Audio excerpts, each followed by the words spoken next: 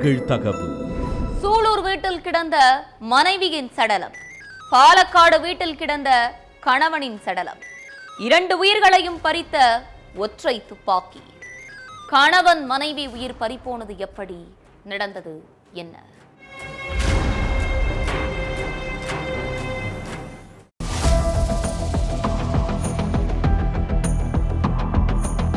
திங்கட்கிழமை காலையில பரபரப்பா வேலைக்கு கிளம்பிட்டு இருந்தப்ப இளைஞருக்கு ஒரு ஃபோன் கால் ஒன்று வந்திருக்கு. அந்த இளைஞர் குடியிருக்கிற கோவை சூலூரை சேர்ந்த ஒருத்தர் கால் பண்ணி பக்கத்து வீட்டில் ஏதோ பிரச்சனைன்னு சொல்றாங்க, உடனே அங்க போய் பாருங்கன்னு சொல்லியிருக்காரு. உடனே அந்த இளைஞர் பக்கத்து வீட்டுக்கு போய் பார்த்திருக்காரு. வீடு வெளிப்பக்கமா பூட்டப்பட்டிருந்திருக்கு. கதவை திறந்து உள்ள போய் பார்த்தா நடு வீட்டில் சங்கீதா இறந்து கிடந்திருக்காங்க. அடுத்து உடனே போலீஸ்க்கு ஃபோன் பண்ணி தகவல் சொல்லியிருக்காங்க. சம்பவ இடத்துக்கு வந்த போலீஸ் சங்கீதாவோட சடலத்தை பார்த்ததும் யாரோ அவங்கள துப்பாக்கியால சுட்டு கொண்டிருக்காங்கிறத கண்டுபிடிச்சிருக்காங்க.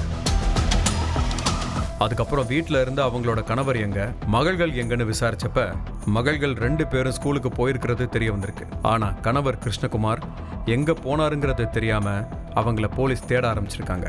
இதுக்கிடையில கிருஷ்ணகுமாரோ சொந்த ஊரான கேரளா பாலக்காடு பக்கத்துல உள்ள வண்டாளி ஈரட்டு குளத்துல அவரும் துப்பாக்கியால சுடப்பட்ட நிலையில இறந்து கிடந்ததா போலீஸ்க்கு தகவல் வந்திருக்கு. அதுக்கப்புறம் கணவன் மனைவி 2 பேரும் எப்படி இறந்தாங்கிறத தெரிஞ்சுக்க விசாரணையில இறங்கினாங்க. கோவை சூலூர்ல உள்ள வீட்டில் கிருஷ்ணகுமாரும் சங்கீதாவும் தங்களோட 2 மகள்களோட வாழ்ந்துட்டு இருந்திருக்காங்க. மகள்கள் 2 பேரும் ஸ்கூல்ல படிச்சுட்டு இருந்திருக்காங்க. நண்பர்களோட சேர்ந்து பிசினஸ் பண்ணிட்டு இருந்த கிருஷ்ணகுமாருக்கு பிசினஸ்ல லாஸ் ஆனதுனால சமீப காலமா எந்த வேலைக்கும் போகாம வீட்டில் இருந்ததா சொல்லப்படுது. சங்கீதா பக்கத்துல உள்ள ஒரு பிரைவேட் ஸ்கூல்ல டீச்சரா வேலை பார்த்துட்டு இருந்திருக்காங்க. சங்கீதாவுக்கும் மருத்துவர் ஒருவருக்கும் திருமணத்தை மீறிய உறவு இருந்ததாகவும் அது கிருஷ்ணகுமாருக்கு தெரிஞ்சதும் கணவன் மனைவிக்குள்ள அடிக்கடி தகராறு ஏற்பட்டதாகவும் சொல்லப்படுது. நமக்கு 2 பிள்ளைங்க இருக்காங்க, அவங்க எதிர்காலத்தை பார்க்கணும், அந்த டாக்டர் கிட்ட பேசுறதையும் பழகிறதையும் நிறுத்திக்கோன்னு கிருஷ்ணகுமார் பல முறை கண்டிச்சோம். சங்கீதா அதை காது கொடுத்து கேட்கலன்னு சொல்லப்படுது. திங்கட்கிழமை காலையில மகள்கள் 2 பேரும் ஸ்கூலுக்கு கிளம்பி போயிட்டாங்க. அப்போ வீட்டில் கிருஷ்ணகுமாரும் சங்கீதாவும் மட்டும் தனியா இருந்திருக்காங்க.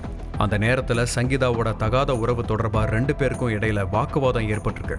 நேரம் ஆக ஆக வாக்குவாதம் அதிகரிச்சு கோபத்தோட உச்சிக்கு போன கிருஷ்ணகுமார் வீட்டில் வச்சிருந்த துப்பாக்கியை எடுத்து சங்கீதாவை சுட்டு கொன்னுட்டதா சொல்லப்படுது. அதுக்கப்புறம் நேரா தன்னோட சொந்த ஊரான பாலக்காடு பக்கத்துல உள்ள வண்டாளி ஈரட்டு குளத்துக்கு போயிருக்காரு கிருஷ்ணகுமார். அங்க வச்சு தன்னைத்தானே துப்பாக்கியால சுட்டு தற்கொலை பண்ணிக்கிட்டதா போலீஸ் அதிகாரிங்க சொல்லியிருக்காங்க. பாலக்காடுல வனப்பகுதியை ஒட்டின இடத்துல தான் கிருஷ்ணகுமாரோட வீடு இருக்கு. அங்க அவரோட அம்மா அப்பா வாழ்ந்துட்டு இருக்காங்க.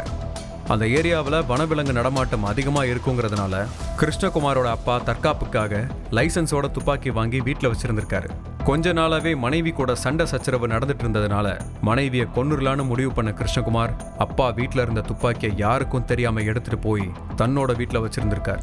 இப்படித்தான் காலையில ஏற்பட்ட சண்டையில மனைவியையும் துப்பாக்கியால சுட்டு கொன்னுட்டு திரும்ப சொந்த ஊருக்கு போய் அப்பா அம்மாவை கடைசியா ஒரு முறை பார்த்துட்டு அதே துப்பாக்கியால தன்னைத்தானே சுட்டு தற்கொலை பண்ணிக்கிட்டதா போலீஸோட முதற்கட்ட விசாரணையில தெரிய வந்திருக்கு.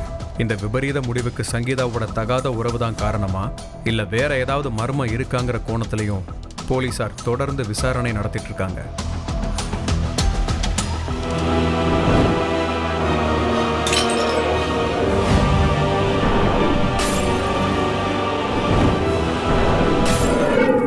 நிகழ்தகவு.